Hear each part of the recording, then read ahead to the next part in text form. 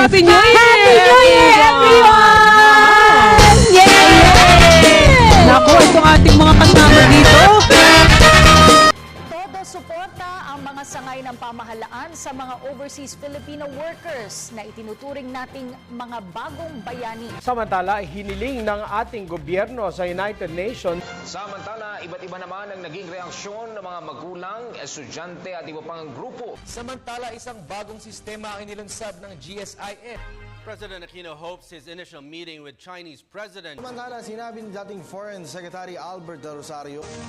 Samantala, ipinagluluksa ngayon ng Senado ang pagpanaw ni dating Senate President.